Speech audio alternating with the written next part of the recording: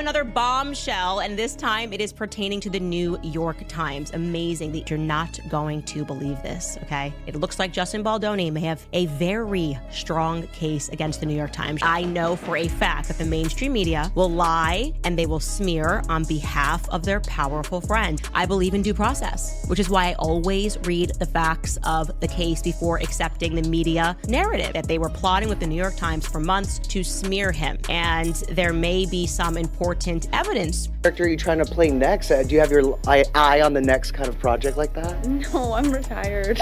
Is that it? It ends with you here? This ends with me. I'm done. I love it. How excited are you for your daughters to read these YA novels like Sisterhood one day? That's a little more age appropriate. Yeah. When people come up to me and they're like, oh my God, my daughter loves Gossip Girl. I was like, she's 7. What is happening? So, you know, we got to get kids reading books. So, yeah. Another Hollywood earthquake has just rattled the industry, and this time, the New York Times is caught in the crossfire. What started as whispers about creative tension on It Ends With Us has now exploded into allegations of betrayal, backroom deals, and a media machine working overtime.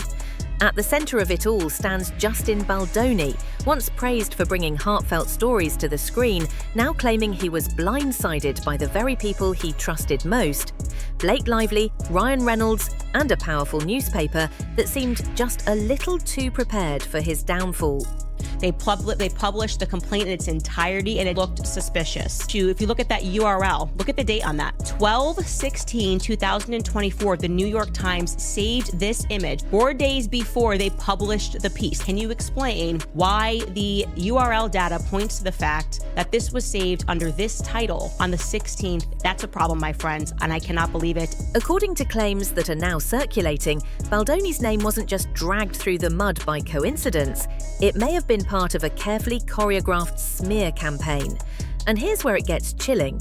Files tied to a New York Times article reportedly show creation dates before Lively's allegations were even made public.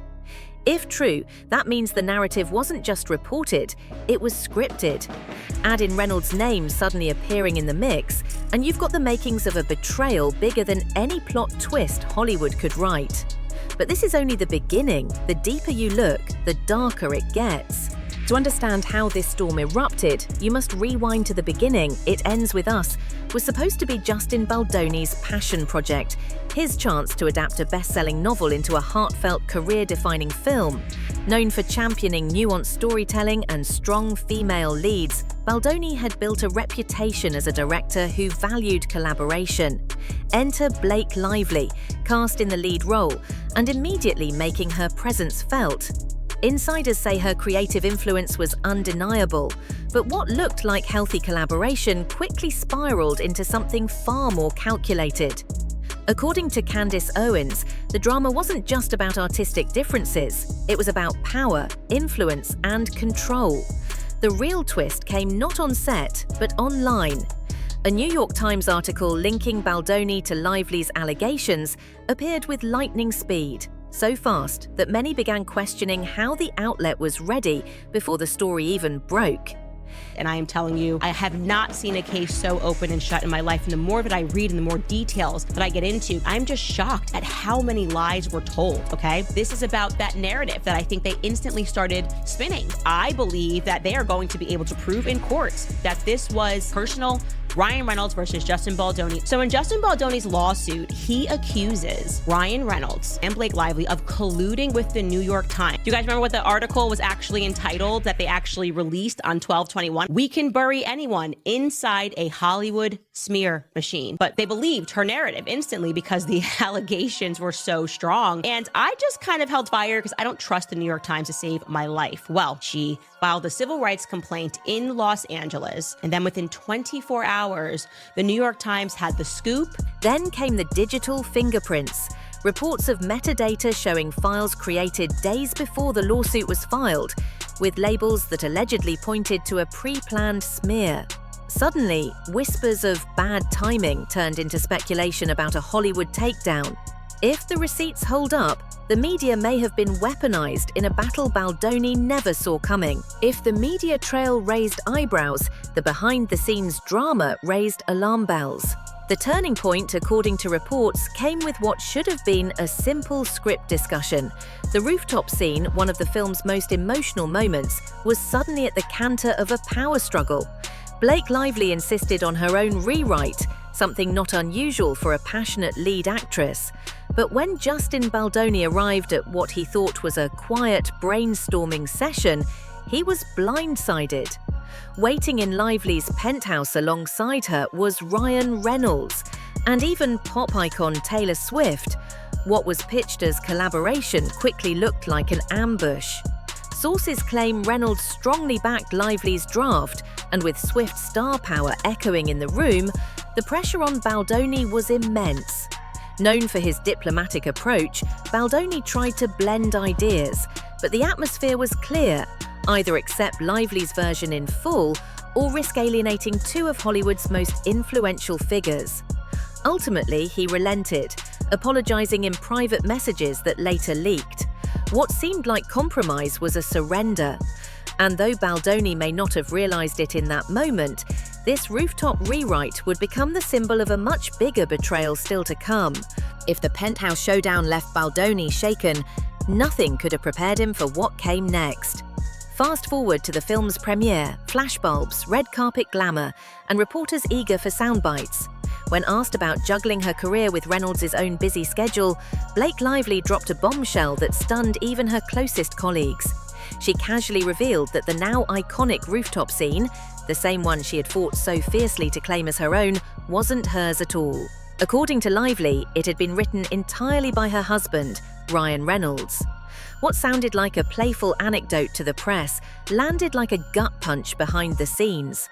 For months, Baldoni had bent over backwards to accommodate Lively's vision, rearranging production schedules and budgets to make her rewrite work. Yet in one offhand remark, Lively erased all of that, giving Reynolds full credit for the creative shift. The cast and crew were blindsided, some even worried about union violations, since Reynolds wasn't contracted to touch the script. For Baldoni, the humiliation was complete, his authority undermined, his project compromised, and his sacrifices twisted into a public embarrassment. In that single red carpet moment, private tension erupted into undeniable betrayal. The red carpet revelation didn't just bruise egos, it unleashed a firestorm. Suddenly, attention shifted squarely onto Reynolds. Known for his razor-sharp humor and relentless trolling on social media, Reynolds had always blurred the line between playful banter and pointed digs.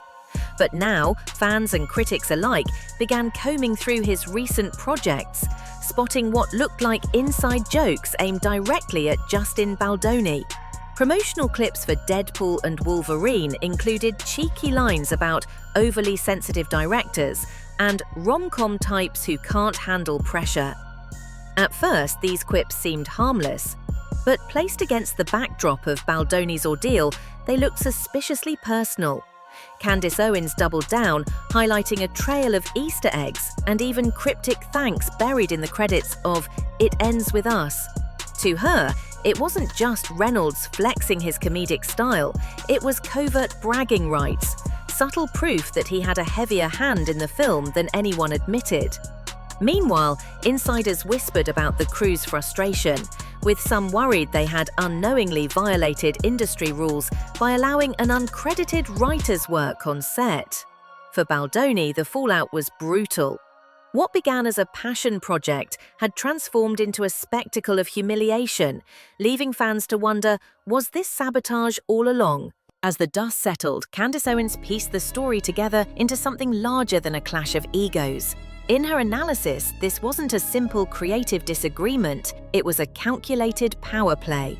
She pointed to the suspicious metadata tied to the New York Times article, the Penthouse rewrite ambush, and Lively's shocking red carpet reveal as parts of one coordinated narrative. To Owens, the sequence of events looked less like coincidence and more like strategy.